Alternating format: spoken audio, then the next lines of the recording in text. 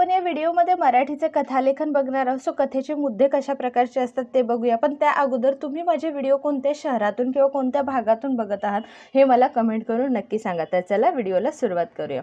एक कुत्रा खूप भुकेला, पोळी मिळाली तोंडात पकडून जातो, प्रतिबिंब पाहतो, दुसरा कुत्रा तोंडात पोळी घेऊन जात आहे असे वाटणे, भुंकतो, पोळी पाण्यात पडते, उपाशी राहतो आणि तात्पर्य। सो अशा प्रकारे मुद्दे असतात आणि त्याच्यावरून आपल्याला स्टोरीला हेडिंग पण द्यायचं असतं आणि तात्पर्य म्हणजे मोरल ऑफ द स्टोरी पण सांगायचं असतं। सो कथेला मी नाव दिलेलं आहे लोभी कुत्रा। त्यानंतर पॅराग्राफ करून स्टोरी लिहायला सुरुवात करायची आहे। एकदा एका कुत्र्याला खूप भूक लागलेली होती। म्हणजे एक कुत्रा होता आणि त्याला खूप भूक लागली होती। तेव्हा त्याला रस्त्याने चालताना एक पोळी सापडते। पोळी म्हणजेच काय तर एक चपाती सापडते। त्याला एकट्यालाच ती पोळी खायची असते। मग त्याला वाटतं की बाबा मला तर खूप भूक लागली, आता मी ही पोळी पटकन खाऊन संपवतो। त्यामुळे सर्वांच्या नजरा चुकवून आपल्या तोंडात पोळी धरून तो धावू लागला। मग तो काय करतो तर इथंच जर खात बसलो तर दुसरे कोणीतरी कुत्रे येतील आणि माझ्याकडची पोळी हिसकावून घेतील किंवा मागतील, म्हणून तो काय करतो तर त्याला एकट्यालाच खायची असते म्हणून तो तोंडात पटकन पकडतो आणि पळायला लागतो। धावता धावता तो एका पुलावर येऊन थांबला। मग तो धावत धावत येतो आणि जागा शोधत असतो की मी ही पोळी कुठे बसून खाऊ शकतो। तर मग तो धावत धावत येतो आणि एका पुलावरती म्हणजे एका ब्रिजवरती येऊन थांबतो। पुलाखाली खूप पाणी होते, म्हणजे ज्या ब्रिजवरती तो उभा राहिला होता त्या ब्रिजच्या खाली म्हणजे जी नदी होती त्या नदीमध्ये खूप पाणी होतं। सेकंड पॅराग्राफ आहे कुत्र्याने पाण्यात बघितले तर त्याला पाण्यात आणखी एक कुत्रा दिसला। सो तर मग कुत्रा काय करतो, पुलावरती उभा राहिलेला असतो म्हणजे ब्रिजवरती उभा राहिलेला असतो आणि खाली बघतो तर त्याला पाणी खूप असल्यामुळे पाण्यामध्ये त्याला अजून एक कुत्रा दिसतो।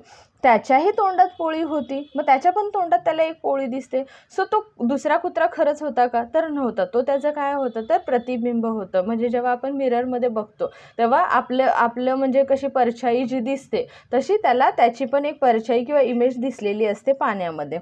त्याला असे वाटले की पाण्यातील त्या कुत्र्याच्या तोंडातील पोळी आपण हिसकावून घ्यावी। मग त्याला काय वाटतं की म्हणजे माझ्याकडे तर एक ऑलरेडी आहे, पण अजून जर मी ह्याची पण पोळी हिसकावून घेतली तर, त्यामुळे तो तोंड उघडून पाण्यातील त्या कुत्र्यावर भुंकू लागला। म्हणजे जसं की त्याला त्याच्यावरती भुंकून म्हणजे अधिकार दाखवायचा होता की तुझ्याकडची पण पोळी मला दे, म्हणून तो काय करतो तोंड उघडतो आणि भुंकायला सुरुवात करतो। भुंकण्यासाठी तोंड उघडताच त्याच्या तोंडातील पोळी पाण्यात पडली।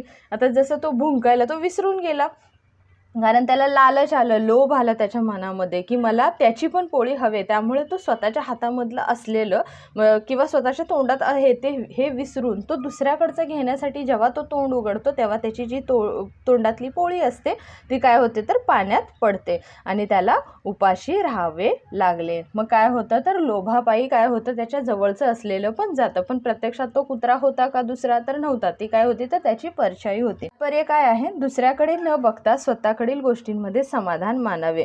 म्हणजे आपण कधी कधी दुसऱ्याकडच्या गोष्टी बघतो आणि स्वतःकडे आपल्याकडे असतात तरी पण आपण त्याचं समाधान मानत नाही आणि एका वेळेस काय होतं तर जे आपल्याकडे आहे तेही जातं आणि समोरच्याकडचंही मिळत नाही। सो अशा प्रकारे तुम्हाला ही स्टोरी कंप्लीट करायची आहे। आय होप तुम्हाला ही स्टोरी आणि हा व्हिडिओ आवडला असेल। जर व्हिडिओ आवडला असेल तर चॅनेलला नक्की लाईक आणि सबस्क्राईब करा। थँक्यू।